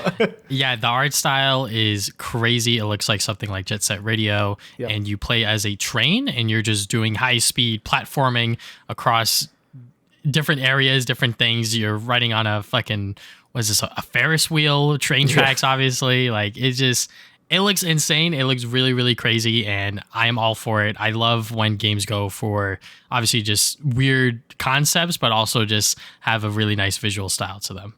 Yeah, I love how this game looks, and the general gameplay of it looks fun. I mean, the fact that you're just a fucking train, like that's just so stupid, but sure. Like the visual style just gets me. The gameplay looks very fun and frantic. Definitely left a good impression on a lot of people because I see quite a bit of people talking about this one. So definitely wishlisted that one, and it's coming out next year. So definitely gonna have my eye on that one. Another one they showed during the pre-show, and I think caught a lot of people off fucking guard, was fucking Busby 4D. So like I was saying with Demon Turf, this is made by the same guy who made that, which is what made me even like look at this game, because I'm like, he was posting a bunch of things on Twitter about it afterward, and yeah, the game looks good. I mean, it's like a fucking proper 3D platformer now, just with Busby. So obviously the game makes fun of like Busby being fucking shit, but then when we see actual gameplay of the game, you see Busby actually controlling like a normal fucking 3D platformer. It seems very inspired by a lot of the more recent 3D platformers being more movement based. You could do a lot of crazy double jumps and glides and dives, and you could turn into a ball. So you could do a bunch of different movement options in this game. Just I feel like they got the feel of Busby well. He still jokes around, makes meta jokes. he still has his move set from the original games, which was not a lot to work with to begin with. Like, oh, he goes kind of fast and he glides or whatever. But in this game, I think they really fully utilize his move set and like sort of the good bits of Bubsy to make a actually good game. So we'll see once it comes out. I love how it looks as well. You know, it has a nice like cel shaded art style. And yeah, it looks like they really are going to make Bubsy into a good video game, which is something I didn't think I would say. I mean, we live in a universe now where Crash and Spyro haven't had a new game in quite a while, and Gex and fucking Bubsy are getting new stuff. So that's pretty crazy. But yeah, I think it looks really good. Yeah. Shout out to Ant Dude, because I think he's tweeted that as well. Yeah. I was like, what the fuck? Yeah, Yeah. No, he's totally right. Because Bubsy, you know, I think we all know who Bubsy is. If you're like a 3D platforming fanatic, is like, yeah, he's like probably one of the worst mascots around in terms of like game quality. But the character itself has so much of a personality and like such a shithead, but never actually had a good game. So for them to just make a fourth game and call it 4D, I mean, I'm like all in on it. I love the cel shaded visuals. I'm a sucker for those, you know, shout out Sly Cooper. And the movement abilities, the way that the game looks, I think a lot of people are comparing it to like something like Mario Odyssey in a sense, because it's like, okay, yeah, like the movement options look a little wild. But yeah, I'm pretty excited for this one. I might want to go back and torture myself and play through the other Bubsy games, see how those go. I won't do that. But yeah, I'm excited to see more of this game. All right. Did you want to talk about a game, or did you want me to... You could do one of yours, Voidbreaker or Unbeatable. Yeah. So yeah, these are like sort of like the last of like the indie games that really impressed me during the showcase. There was a ton of them, but like these two kind of left a good impression. So Voidbreaker is out on early access. Apparently this is made by one dude, because I checked the Steam page and everything about the game said I made this. And I'm like, what do you mean I? Like, you made this by yourself? That's crazy. So this game looks great. It's obviously a first-person roguelite where you could sort of make your gun into like a super strong gun and just shoot a bunch of different bullets with different modifiers. It looks like it's fast-paced action. You know me, I love roguelites, and seeing something like this just looks great. It reminds me a lot of Returnal, which I believe he also took inspiration from, except like in a first-person perspective now. And from the Steam reviews, it seems like people are really enjoying it. Right now, obviously, it's just a lack of content because the game is in early access, so I'm going to wait until it's fully out. But the game definitely caught my eye. This is definitely something I would sink in a few hours into, because, again, like I said, love roguelites. I like it when they do different genres in its own subgenre. So first-person roguelites are always a ton of fun to play through, and this one just looks like my jam. I love Returnal as well. Like I thought that game was fantastic. So having something like that, but from a more first-person perspective, looks really cool. So if you want to try it, it's on early access right now, but I'm personally going to wait until it's fully out. Yeah, low key, I might be tempted to check this one out just because it just looks so stylistic and a lot of shit going on, and colors flying everywhere. It hits my brain in like the good spots, Yeah, that's why when I saw it, like as soon as I saw like the title of it, I'm like, I was doing that a lot in this Gamescom and like search on Steam, like I'm gonna wishlist that now. So next, I actually have heard about this game, but I totally forgot about it until this trailer. Is Unbeatable. This game's trailer was fucking sick. It's a rhythm game, but also has like a ton of story elements, I believe, to it. I believe it's supposed to have like a 7 to 8 hour campaign, along with just having a traditional just song list to do, high score attacks and all the usual rhythm game nonsense. But just seeing this, I'm like, holy shit. Like, the art style looks fantastic. The music was good. The style was like insane. It just looked really fucking good. So when I saw there was a demo for it, I definitely downloaded that.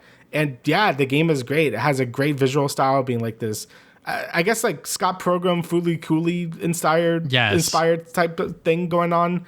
The gameplay is a rhythm game, so the way this one works is you have like sort of like 2 tracks. It reminds me a lot of fucking Theater Rhythm, the Final Fantasy rhythm game, because that game's sort of like notes are also like kind of vertical like that. And basically your character can either jump or hit on the ground, and that's how we would hit notes. So you would like jump to avoid obstacles or hit the notes, which are monsters, and then you just like kind of go back and forth. Sometimes the screen kind of changes to the other side of the screen, and then you have to like quickly do that and then switch back and forth. It's a ton of fun. It's a fun rhythm game. And obviously like the art style and how the game is presented adds a ton to the game as well. I'm really interested to see like how the story and stuff is going to unfold in this, because it seems like there's a bunch of crazy shit happening in this trailer. And the demo I played was mostly just about the gameplay. Since there's 2 demos, there's one for like the actual game and one mostly just about the gameplay. So I want to keep like the story stuff, like I'll play that when I play the game, but I just want to see like what the gameplay was like. And it was a ton of fun. I really enjoyed the rhythm, like sort of like combat platformy bullshit they had going on. It was a ton of fun. And I just left a really good impression on it. Definitely gonna check this shit out when it comes out in November 6th. So because this left a really big impression. Like that shit looks sick. So yeah. Sonic Racing CrossWorlds. Do we have a Pac-Man collaboration? Yep. I think there was another trailer released today for the game, but we'll talk about the Pac-Man collab because it is collaborating with the Sonic Racing game, but also Sonic's gonna have a level within Pac-Man World 2 repack. I'm really like, cool. Okay, that's fucking dope. I think for years people have been asking for a Sonic Pac-Man collab in any sense. I mean, I love both of them obviously for various reasons, and I think having a Sonic level within Pac-Man World 2 is going to be a lot of fun. And obviously, just having Pac-Man as a character within Sonic Racing CrossWorlds is like the fucking Smash Brothers equivalent for racing games at this point, which is kind of crazy. Yeah, fucking Steve from Minecraft. You got Miku. You got all of these other characters. Persona, Joker. Yep. Like, there's a lot going on here, and just seeing both of these mascots collab for the first time ever is pretty dope. Yeah, I mean, I'm still really excited for both of these games. Pac-Man World 2, great 3D platformer. Definitely excited to play that when it comes out. And Sonic CrossWorlds, I'm very curious to see how that game does as well, because I know as they release more gameplay footage, I know people have their concerns with it being like maybe it doesn't look fast enough, or the no voices for the guest characters. I know that's been turning off a lot of people, but I'm going to wait until the game is actually out, because, I still think the game looks pretty fun. If it is just depending on how much content the game has, since this game is also going to be $70. So we'll see how well it does there. But I really do like the track design. I'm still really into the whole crossword mechanic where you kind of like pick a level within a level and then go through their like mini segment. Yeah. So definitely I'm still pretty high on this. I think the Pac-Man level in the Sonic Crossworld segment looks really neat. Like you go through like the maze and then you go through like Pac-Man's little town. Like that's really cool. And I'm interested to see how the Pac-Man world level is going to work too, because that seems like a lot of fun. So yeah, definitely still really high on Sonic Racing Crossworlds.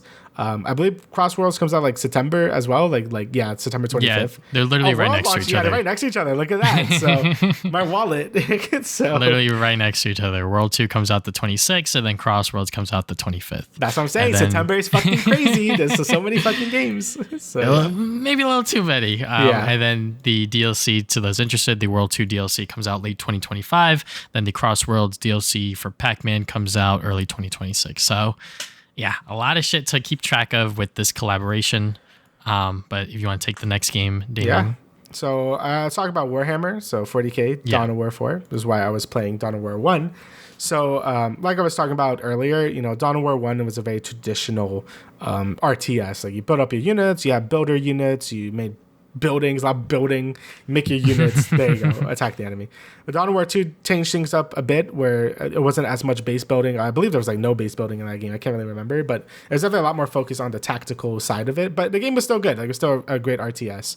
Dawn of War 3 tried to be more of an esport MOBA type deal, and everyone fucking hated it. And it looks like with Dawn of War 4, they're going back to what made the series great to begin with, being that I think you could make buildings again. You could start making units like in the first game. It just looks a lot better. It's a bigger scale now. The game looks great.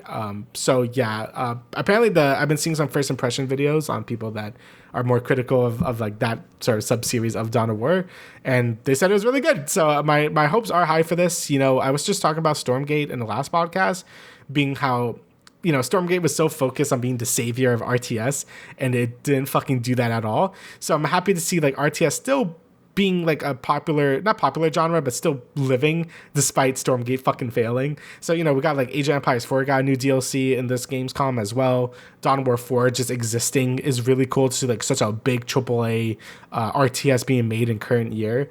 That just gives me hope, man. So hopefully this game is good and sells well, because, I love the RTS genre, and it being in such a kind of fumble over the last few decades. Like it's neat to see something like this being made. So hopefully it's good. Hopefully don't fuck with the formula too much and just keep it like back to basics, build buildings, build units, attack. Like that's all I need right now. Right? Have a good campaign. Especially I have like 70 fucking campaign missions, which is like insane. So we'll see when this game comes out, how it does, because Dawn of War 3 was kind of good bad. But yeah, it looks great. I'm excited for it. And probably the biggest game to come out of Gamescom, the most surprising one to really take the whole industry and just the internet by storm, is Lego Batman: Legacy of the Dark Knight. So this is TT Games' next Lego game. If you guys don't know, they've been pretty much making Lego games their entire goddamn library. Their last one was Lego Star Wars: The Skywalker Saga or whatever. Skywalker pretty much every single movie, making it into a big, probably their biggest Lego game yet. There was some controversy with the development of that, and some people just didn't like the game overall because it just lost a lot of the charm of what made Lego games Lego, right? And this one, it's just a fucking Arkham game. It's just taking the Batman Arkham games and just making them into Lego, while also combining a lot of the elements from the movies, such as the Dark Knight trilogy, the Batman movie recently, and just putting it into this one game and making it a hodgepodge collection, if you will, and making it one story. That is very interesting. I honestly love that they're doing that instead of just making it like each movie like its own separate part of the game, combining it all together to make it its own story. That's pretty cool. That's the beauty of comic books and just like, I guess, these characters in general, that you could just rewrite them, make them your own thing, even if it is clearly inspired by other portions that we've seen before. People are still going to love it, especially because it is fucking Batman, right? And people have been wanting a Batman Arkham game for years, because, people have been warming up to sort of Arkham Knight, even though that was the last one Rocksteady made. It wasn't as well received as Arkham Asylum and Arkham City, but this one, it just seems like it's just taking all of that stuff, putting it into Lego, giving us a huge open world, combining all of the movies together, and it looks fucking great, honestly. I cannot wait for this game to come out. We don't have a exact date on it yet. 2026, it'll be available on pretty much all platforms, not the last generation, such as PS4 and Xbox One. So this is one of those games that they're truly going to take advantage of the next generation hardware. And yeah, people are so excited for this game. The trailer that I linked on Warner Brothers only has 400K, but the fucking one on IGN has like 1 million. And I'm like, okay. And even more on social media, such as Instagram, Twitter, etc. So yeah, people are pumped for this one just because we have not gotten a Batman game in a while. Yeah, I mean, as someone that's more of a recent fan of the Lego games in general, because I feel like the first one I really like fully beat and complete was the Skywalker saga, and I enjoyed that a ton. I never really enjoyed the Lego games prior because I just didn't get it. Like I remember when I got my 360 for the first time, I got like the Indiana Jones one. I'm just like, it's okay. But I feel like recently I've been like kind of into it. And it seems like TT Games are really taking their time with these games now. They used to release games like every year, even more than that. It was real bad before. It was really bad, but now it seems like they're really taking their time to make these games like actually special. We saw that with Skywalker Saga, even though it had a lot of drama with its development. It seemed like they really took their time to be like, we want to make like a good Batman game, plus like with Lego flair, right? And it seemed like they did it with this. I mean, as soon as I saw the combat, I'm like, this is fucking Arkham combat. That's so funny. Yes. And it seems like they just want to make the ultimate Batman game. You have like all the villains there. You have the Arkham combat. You can use the Batmobile. They got everything there. And apparently from the demo that people were playing in Gamescom, people say it feels pretty good to play as well. So definitely I'm excited to play this. I'm excited to see what TT Games have been cooking up. And like you said, I'm happy that they're not sort of like segmenting the game into the different films, because I feel like that was the overall complaint people had with the Skywalker saga, since basically each movie barely got time to shine at all. So sort of making like your own original Batman story, but just kind of combining all the Batman media, like from like the Dark Knight trilogy to the Batman to all the other things that have come out recently for Batman. I think that's a great move by TT Games. So yeah, definitely looks good. Coming out next year. I'm definitely gonna get my eye. I really need to play fucking Arkham, bro. I've been meaning to play the Arkham games for so long. I should get to that, man.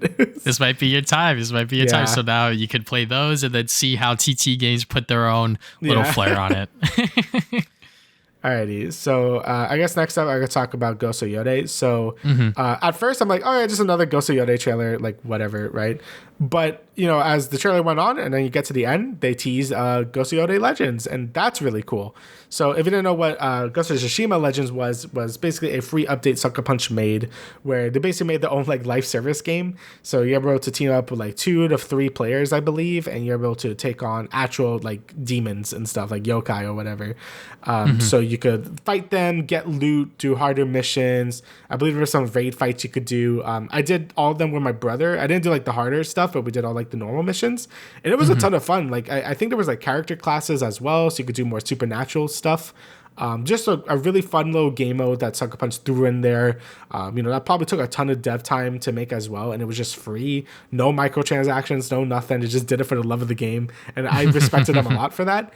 And they're doing it again with Ghost of Yōtei, so that's really cool to see. I personally really enjoyed it. I do hope they kind of improve some the loot, because I didn't think a lot of it was very inspired. So hopefully maybe they can make some more wacky upgrades you could get. Maybe make matchmaking a bit better, because I don't even think there was matchmaking in Legends in the first one. I think you had to have a party of people. So if they got matchmaking and just easier ways to do stuff, that would be great. But yeah, great surprise by Sucker Punch. It's coming out, I believe, next year, that game mode specifically for Ghost of Tsushima. So it's probably get some nice post-launch support from Sucker Punch. So, yeah, I love to see it. Always love it when we get free big updates, no cost, no none, right? That's great. Yeah, Ghost of Yōtei is definitely still my most anticipated game of the year, even though I have a lot of shit going on and it kind of escapes my mind sometimes. I'm like, oh yeah, this game is coming out October 2nd. Yeah, I am still pumped for it, and I'm glad that they are letting us know that, hey, yeah, free update, free DLC is coming, Ghosts of Yōtei Legends, because I'm sure that was such a huge success for the last game that, hey, you know what, we're going to bring it back, free DLC, enjoy it. So yeah, and I cannot wait for this game. Hopefully it does just as well, if not better, than the first one. All right, I guess we could also talk about the other big game at Gamescom, because people were like, fucking Silksong, where the fuck Silksong? And we finally got it. And there were even some little things that Jason Strider picked up on from Team Cherry. But first up, just looking at the trailer, as both, or me more so, I have not played Hollow Knight. I don't really know much about Hollow Knight. I know it's a Metroidvania platforming game, right, Damian? Yeah, Metroidvania, a lot of Dark Souls elements in there as well. So I've really only played it when it first came out, about on Switch. And I played about, I don't even know how many hours I played, maybe 4-ish hours. And I liked it, but I just kind of stopped playing it. And the charm of it is being the traditional Metroidvania game, but you have really hard boss fights that require you to really understand their patterns. You lose your currency when you die, so that's kind of where the Dark Souls elements come in with this game. And obviously it left a huge impact on people, because Hollow Knight's some of people's favorite Metroidvania ever, right? And Silksong was originally supposed to be a sort of DLC campaign for the original Hollow Knight. It was a Kickstarter goal. And then it just kind of spiraled into its own sequel, basically. And, the Jason Schreider article basically gets into that, being Team Cherry had basically infinite money to make this game. And they were just we just kept adding shit. We were just having fun, dude. That's why it took so long.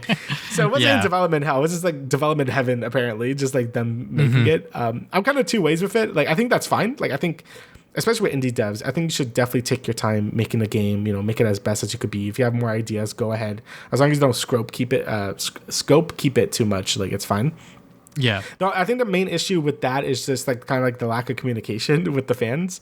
I think if they just had maybe an update every month being hey, we're added a new enemy, or here's a new item or something, I think that would alleviated fans by a lot. Because I kind of look at how Toby Fox did it with Deltarune compared to how Team Cherry did with Silksong.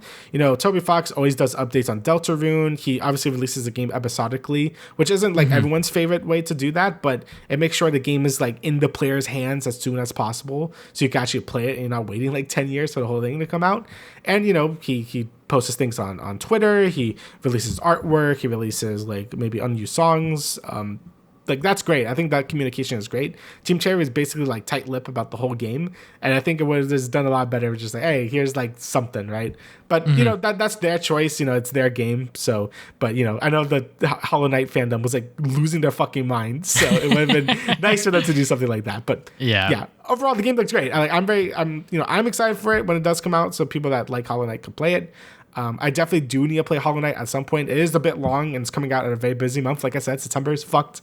October is also fucked. There's so many games coming out. But I would like to get to Hollow Knight eventually and maybe Silksong after that. So yeah, I guess my 2 cents on them just like blocking out all communication, just not saying a goddamn word, and them just being like, yeah, we were just developing the game. We were just having so much fun. We had this other idea we wanted to add, so we just kept adding on it, etc., etc. I think that is great, just allowing them that creative freedom to do what they want to really make this the best game that it can be. My thought process as to why they didn't communicate with the fans as much is probably because they didn't want to put that pressure on themselves and also disappoint them further by not, doing much. So it's kind of like a double-edged sword, right? Because obviously they want to say something to the fans to like alleviate them from like being so angry and so like impatient about it, which is fair. It's been so long since this has been announced. So your feelings are valid for being like upset about them not saying anything, but the game is coming out very, very soon, September 4th. And for them to just continue adding stuff on it, et cetera, et cetera. I'm sure that when this game comes out, it's going to be the fucking 10 out of 10, overwhelmingly positive on Steam. Like it will meet everyone's expectations and then some. Like this will be like a lot of people's game of the year. Like I can totally see it now just because they've been working on it nonstop ever since they announced it, right? And for them to, say that we just kept adding on it, we just kept having fun with it. And yeah, I think that is great. The fact that the first Hollow Knight was doing so well that they had a infinite money glitch that they just were able to just keep working on it, keep developing it. It just shows the power of this one indie game and sort of its sequel and how excited people are for it. So yeah, that's something we both definitely need to get on is Hollow Knight in general, which we will get to eventually one of these damn days. I really do want to get to it. Yeah. Very, very excited to see other people be happy about Hollow Knight. Alrighty, so next thing that really got me excited was the Fallout Season 2 trailer. So, that was awesome. So that trailer, it was really, really good. So obviously we go more into New Vegas. There's a lot of fan service for fans that play that. We see the Lucky 38, which is a big location in New Vegas. We see Mr. House. We see I forget what the robots are called, but it's like the Yes Man robot. If you play New Vegas, everything is very authentic. And that's something I always really enjoyed about the Fallout TV show, of all the other video game adaptations, maybe besides like Cyberpunk, Edge Runners, but it just feels so authentic to the source material. Like all the power armors look exactly like from the games, the guns, the drugs they fucking use, like everything is so authentic to the game.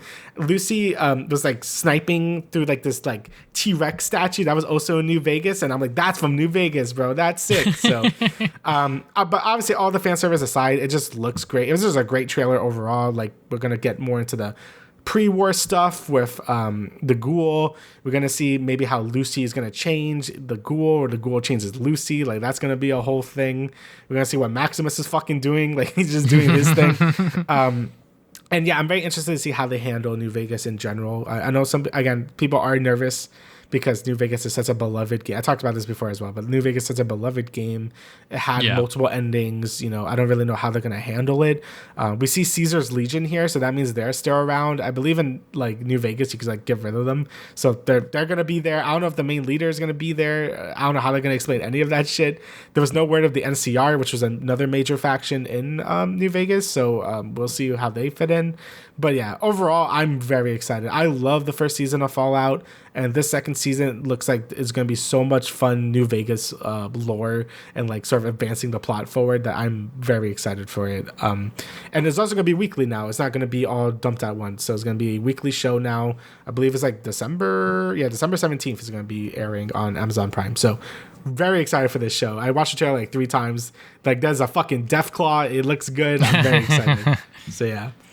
Between this and The Pit, the fact that we are getting yearly television again is pretty exciting. Yeah. For a show like this, as someone who is not a Fallout fan, despite being a gamer, just seeing this trailer really did get me excited for the show again because, thank God I have my girlfriend who is very knowledgeable about the Fallout series, and she's able to explain certain things or like get excited about whatever like little trinkets that they show off. And I'm like, I don't know what the fuck Lucky 38 is or whatever the hell Damian's talking about, but she's going to be able to explain that to me and really show that, like they are respecting the source material very well visually. We'll see how they do it story-wise, but I have faith that they are going to nail it 10 out of 10 times, because I know that they really care about the games and the fact that they're intertwining with the lore and that story so well.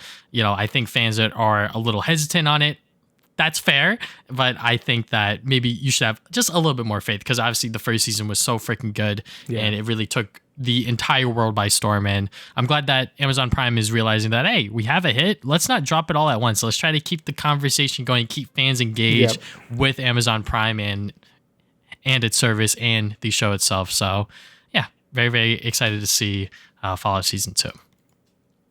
And now the last thing we're going to talk about is the Resident Evil 9 Requiem gameplay teaser. There are full-on gameplay videos from Gamescom that I have not yet watched, but they're on YouTube if you want to check those out.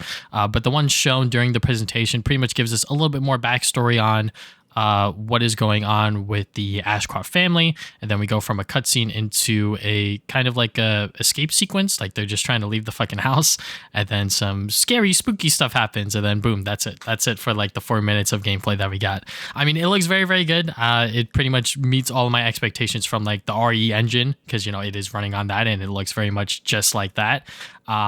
But yeah, I'm excited to see what happens with Resident Evil 9 Requiem, because, it's been a very, very long time since we've gotten a brand new Resident Evil game, and I'm sure that they are going to nail it on all fronts, because it seems like that they're going all out with this title, from us going back to Raccoon City to giving you the choice of first person or third person. It just seems like that Capcom really knows what they want to do with this new iteration of Resident Evil. Yeah, I really need to play it, because, I was going through I played like the 2 remake, 3 remake, 4 remake. I played through Resident Evil 5. I need to play for myself 7 and 8, because I've seen so many people play through it, like for other people. I do need to play them through myself as well. But yeah, it looks like RE9 is going to be taking like everything that the fans like would expect from like the newer RE games, and adding some things like from the remakes, being the whole thing where you could be first person or third person now, I believe. Like that's like the whole gimmick with this one. Like you could choose what perspective to go through. And this trailer sort of showed that, where, obviously you're in a cutscene, so it's in third person, but then it goes first person when you're like running away. But then I saw some gameplay footage where you're in third person, so you could definitely pick your poison of what you want. Maybe if you want a more scary experience, you go first person, or if you want a more like action oriented experience, you go the third person route. So that's very interesting to see how Capcom is really playing around with that. And we're going to see how that does. And overall, for like the game itself, I still don't know much about it. Like all I know is like I think Leon is supposed to show up at some point, but he's old as shit. I don't really know. That's what I've been hearing. Because like I think we're like 20 years after the first outbreak in Raccoon City happened. So yeah, he should be old as shit at this point. So yeah, it's gonna be interesting to see how they kind of like move the plot forward, and how the game in general is gonna like operate, right? Since this game has went through like such a major overhaul of like being like this like live service type fucking game, or whatever the fuck they say it was supposed to be. So yeah, definitely I'm interested to see how this game is gonna evolve, and it comes out pretty soon. It comes out like February, right? So yeah, February 26th, 2026. So I put 27th. That's my bad. Yeah. So yeah, it's definitely gonna be interesting how Capcom approaches that, because this is gonna be a huge game for them. So. Yeah, definitely a good way. I mean, I didn't end the show, but there was some other games. But overall, I thought it was a really solid Gamescom. There was a ton of other stuff that we didn't mention. There was like the new like Wukong game, but not Wukong game happening. Ninja Gaiden 4, there was a new trailer that looked really cool. But yeah, overall, I think it was a really solid Gamescom. A lot of really cool new indie games, a lot of good trailers of existing games we already knew about. Just got me real excited. And, that was the same day as the Kirby Direct as well. So it was just like a lot of good gaming news. I personally really enjoyed it. So, good job, Jeff. It was definitely better than Summer Game Fest, I think. So yeah. Yeah, there's definitely a lot of great games to look forward to, whether we knew about them or we didn't. Like the Lego Batman game, that one seems to be on everyone's mind now. And yeah, overall, pretty good Gamescom, even though I really did not know that it was happening. It completely slipped my mind. Until it happened. So yeah. Is there anything else you'd like to add, Damian, before we close out the show? I think that's it.